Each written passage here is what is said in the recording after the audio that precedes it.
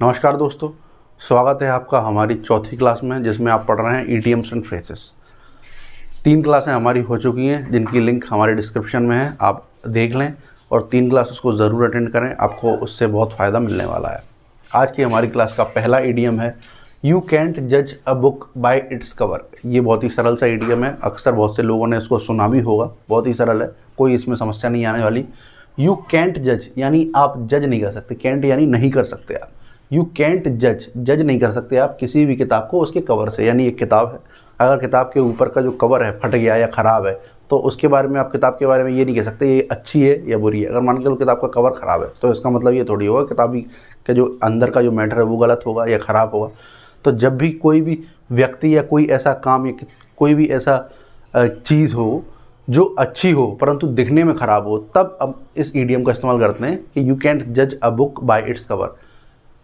कोई भी व्यक्ति है, मान के चलो कोई व्यक्ति है, वो वैसे तो ख़राब दिखता है, दारू पीता है, सब कुछ काम करता है गलत सलत, परंतु वैसे वो बहुत अच्छा है, अंदर से बहुत अच्छा है, बहुत बढ़िया है, तब इसके लिए कहा जाएगा यू कैंट जज a book by its cover. आप उसको जज नहीं कर सकते बाहर की चीज़ों को देख के हुए। अंदर कोई व्यक्ति कैसा हो, कोई भी काम हो, जैसे मान के चलो कोई काम हमें फ़िलहाल तो बुरा लग रहा है कि यार ये काम तो बहुत ख़राब है, परंतु एक्चुअल में जब अपन करने के लिए बैठते हैं तब वो काम बहुत ही अच्छा प्रतीत होता है। तब हम इस तरीके का ईडियम का इस्तेमाल करते हैं, ये वाला यू कैंट जज a book by its cover. आप जज नहीं कर सकते उसको उसके कवर से, आप उसकी बाहरी दिखावटी चीज़ों से उसके अंदर के बारे में नहीं जान सकते। वो हो सकता है अच्छा भी हो, तब हम इसका इस्तेमाल करेंगे यू कैंट जज a book by its cover. अब हमारा दूसरा ईडियम है दोस्तों, let the cat out of the bag. ये हो गया है, अभी ये हो चुका है, तो हमारा तीसरा ईडियम देखिए, at the crack of the dawn. At the crack of the dawn, सबसे पहले आपको समझना पड़ेगा डॉन का मतलब क्या होता है। डॉन का मतलब होता है अर्ली इन द मॉर्निंग। सबसे सुबह का जो सबसे पहला वक्त होता है, सुबह का, रात होने के बाद जब सुबह होती है, सुबह के 4-5 बजे होते हैं, एकदम सुबह का समय है, जब एकदम उजाला आया ही होता है सुबह का, उस वक्त को बोला जाता है डॉन। तो at the crack of the dawn, अगर कोई काम सुबह ही सुबह हो रहा हो, एकदम कोई काम या कोई व्यक्ति सुबह ही सुबह आ रहा है, मतलब कोई भी चीज़ अगर सुबह ही सुबह एकदम अर्ली इन द मॉर्निंग हो रही है, तब उसको बोलेंगे at the crack of the dawn. कुल मिला के इसका अर्थ निकल रहा है अर्ली इन द मॉर्निंग, यानी सुबह बहुत जल्दी, सुबह ही सुबह बहुत जल्दी, early in the morning. Early in the morning at the crack of the don.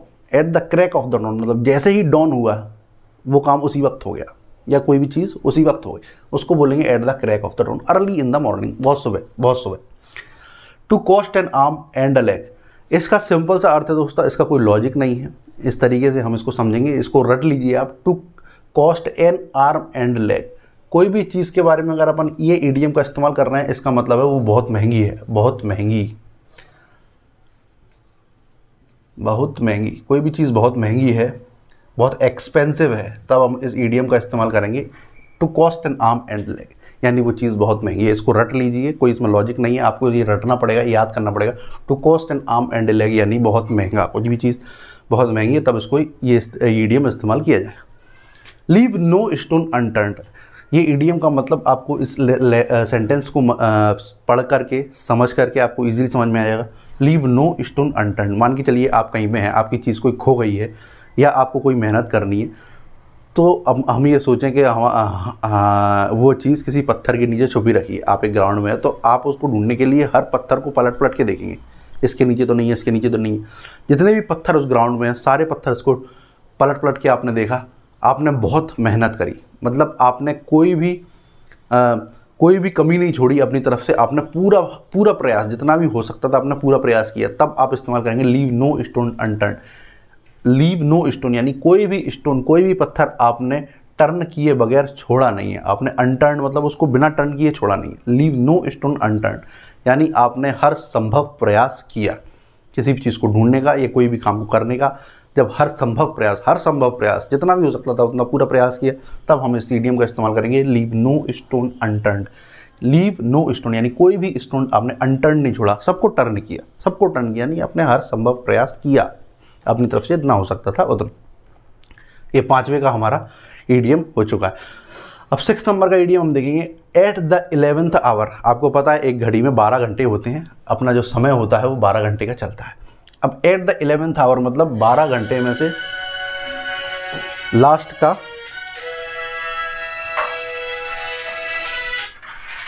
Pause कर देगा। एट द 11th आवर, हम ये वाले ईडियम को पढ़ रहे थे। एट द 11th आवर मतलब हमको पता है घड़ी में कितने घंटे होते हैं, 12 घंटे। 12 घंटे का समय होता है। जब आप कोई काम को एट द 11th आवर मतलब 12 घंटे हैं, 11वें घंटे में वो काम हो रहा है, मतलब बिल्कुल एंड टाइम पे हो रहा है, सबसे लास्ट में।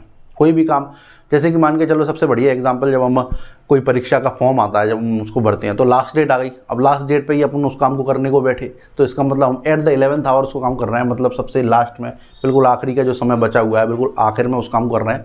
लास्ट डेट निकलने वाली उससे पहले, जस्ट पहले अपन कोई काम करते हैं, तब हम बोलते हैं एट द 11th आवर। मतलब कोई भी काम करने का जो आखिरी दिवस है या आखिरी समय है, बस आखिरी समय के लिए ही बैठे थे आप। एट द 11th आवर मतलब बिल्कुल आखिर में जाके आपका काम हो, तब उसको बोलेंगे एट द 11th आवर। ठीक है, समझ गए, सिंपल सा है। 6th वाला आपको इजीली समझ में आ गया। 7th वाला देंगे to see eye to eye. To see eye to eye मतलब आँख से आँख को देखना बराबर से, मतलब कोई व्यक्ति अपने तरफ देख रहा है, अपन भी उसकी तरफ देख रहे हैं।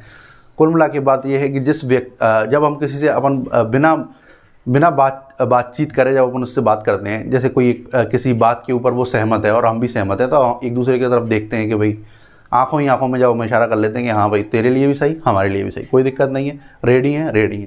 तो सी आई टू आई मतलब एग्री करना किसी चीज़ पे। जब तीनों लोग एग्री हो जाएं, तब उसको बोलेंगे to see eye to eye, मतलब सहमत होना किसी चीज़ पर। क्लियर है दोस्तों, कोई दिक्कत नहीं है, इसमें आराम से आपको समझ में आ गया होगा। अब हम 8th वाले पे चलते हैं। Beat around the bush. Beat around the bush का मतलब सेंटेंस से ही आपको समझ में आ सकता है इस इडियम का मतलब क्या निकलेगा। बीट अराउंड द बुश, जैसे कि बुश मतलब समझते हैं आप, एक झाड़ी है, ये एक झाड़ी है दोस्तों। अब आप इस झाड़ी में कुछ है, कोई कीड़ा मकोड़ा या कुछ ना कुछ जानवर वगैरह है, तो आप इस बुश को मारेंगे, तो इस बुश को फोड़ने के लिए आपको इस बुश पे प्रहार करना पड़ेगा। परंतु आप बुश पे प्रहार नहीं कर रहे हैं, आप उसके अराउंड कर रहे हैं, आसपास। मतलब मेन जो जगह है उस पर पॉइंट पे फोकस ना करके आप इधर उधर फोकस कर रहे हैं, इधर बीट कर रहे हैं, इधर दे रहे हैं, परंतु आप मेन पॉइंट पे नहीं आ रहे। मुद्दे की बात ना करके इधर उधर की बातें करना, मुद्दे का काम ना करके इधर उधर के फालतू काम करना, तब हम इस इडियम का इस्तेमाल करते हैं, beat around the bush. Clear है दोस्तों, कोई दिक्कत नहीं है, इसमें इजीली समझ में आ जाएगा, कोई दिक्कत नहीं। अब 9th वाला देखेंगे, to give someone the benefit of doubt. To give someone the benefit of doubt का मतलब जैसे ये निकलेगा दोस्तों, किसी को आपने फायदा दे दिया उसके डाउट का, मतलब आपने उस पर संदेह नहीं किया, आपने उसकी बात जैसा उसने कहा वैसा अपन ने मान लिया। जैसे हमसे कोई कहे कि मुझे ऐसे ऐसे पैसों की ज़रूरत है 50,000 रुपये की, आपने उससे ये पूछा क्यों ज़रूरत है, क्या ज़रूरत है, क्या नहीं है, पता नहीं वो जुआ खेलने ले जा रहा हो, दारू पीने ले जा रहा हो, कुछ भी करने के लिए ले जा रहा हो, आपने उससे पूछा ही नहीं, आपने फटाक से 50,000 रुपये दे दिए उसको। आप समझ रहे हैं दोस्तों, क्लियर है। To give someone the benefit of the doubt मतलब उससे बिना कोई सबूत के, बिना कोई पूछताछ किए आपने उसका काम कर दिया या उसकी बात मान गए, बिना डाउट किए, बिना संदेह किए अगर आप किसी की बात मान जाते हैं, तब हम इस इडियम का इस्तेमाल करते हैं, to give someone the benefit of doubt. ये आप किसी भी और भी एग्जाम्पल से आप लिंक कर सकते हैं, कोई दिक्कत नहीं है, मैंने आपको एक एग्जाम्पल लेके समझाया। To give someone the benefit of doubt मतलब बिना संदेह करें आप उसकी अगर बात मान लेते हैं किसी की, तब इडियम का इस्तेमाल होगा, to give someone the benefit of doubt. Clear दोस्तों, आज का हमारा लास्ट इडियम बचा हुआ है, kill two birds with one stone. ये बहुत ही सिंपल सा इडियम है, ये आपका गलत होएगा ही नहीं, आप इसको ध्यान से समझिए। एक तीर से दो निशाने लगाना, सिंपल सा ही है। किल टू बर्ड्स, दो चिड़िया मारना एक पत्थर से। क्या आप दो चिड़िया एक पत्थर से मार सकते हो? नहीं मार पाओगे। परंतु जब हम इसका इस्तेमाल मुहावरे के रूप में करते हैं, एक तीर से दो निशाने लगाना, एक तीर से दो निशाने लगाना, वन स्टोन से दो चिड़िया मारना, सिंपल सी बात है, तब ये काम हो जाएगा। एक तीर से मतलब एक काम करने से आपके दो काम सफल हो जाएं, तब हम बोलेंगे एक तीर से दो निशाने लगाना। क्लियर दोस्तों, तो आज के हमारे ये 10 इडियम्स क्लियर हो चुके हैं। आपको, मुझे उम्मीद है कि आपको क्लियरली समझ में आ गए होंगे। मैंने इतनी आसान भाषा में आपको समझाया, आपकी ये गलती नहीं होंगी। आप सिर्फ एक बार इस लेक्चर को देखेंगे, आपको सारे के सारे इडियम्स ईजिली याद हो सकते हैं, कोई दिक्कत नहीं है। आज का हमारा लेक्चर आपको कैसा लगा प्लीज़ बताएं कमेंट करके, जो भी सुधार हो सकता है हम आपके लिए बिल्कुल करेंगे।